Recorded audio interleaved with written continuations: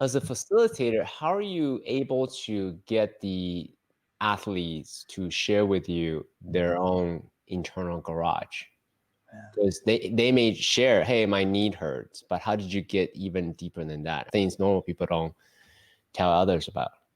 I love the question, because what I love about the question is whether it's a football player or a hockey player or a rock musician or a C-level executive or a healer in transition from one business to another or whatever, the issues are very similar.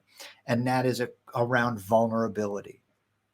Because once a person is shown, and this is, I've committed 3 decades of my life to really how it is to create a safe space for someone who is desiring change to actually submit, if you will, to the process of change. And that first step is for them, anybody desiring change, is to render themselves open to the process of changing. And most people right off the street would be uncomfortable and not really feel safe to do that.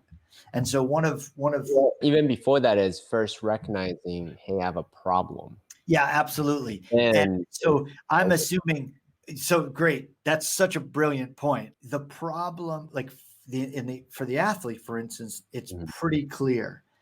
The problem is evident by a diminishment in performance. And if an athlete's revenue is incumbent upon maximum performance, they're generally going to be pretty clear about, I need to change this. I need to change this because I'm afraid. I need to change this because if I get hurt, I'm toast. I need to change this because I'm a starter and I want to stay a starter because it means the difference, like on the number of zeros on my paycheck. And so I've assumed if they come into my field, there's an opening to change. Now, that's partly me just being the stand I am in the world for people to be their fullest selves.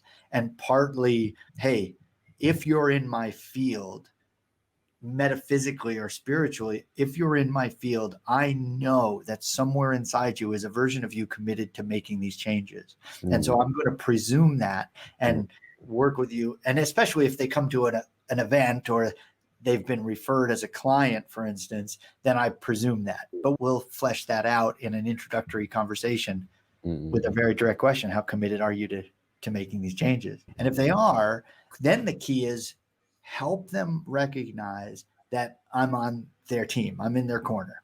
And there are different conversations we'll have to set that stage, what Tracy and I call our container.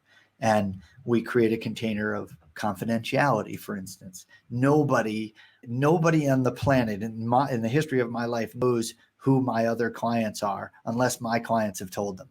You know what I mean? They'll never hear from me unless I have explicit permission to say this person said that.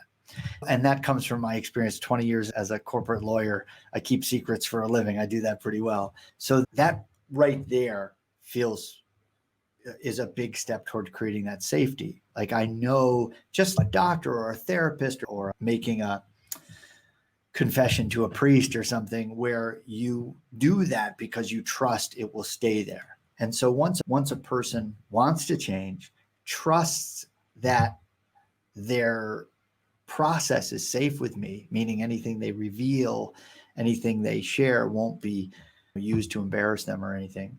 And that the more I know, the more I actually can help them. And that often we're usually able to establish that type of rapport and that level of rapport with someone very quickly. Again, mostly because all of our clients have come to us from other clients or from interviews like this where they get a sense, hey, I'm here. I actually care. I do this because it's my purpose.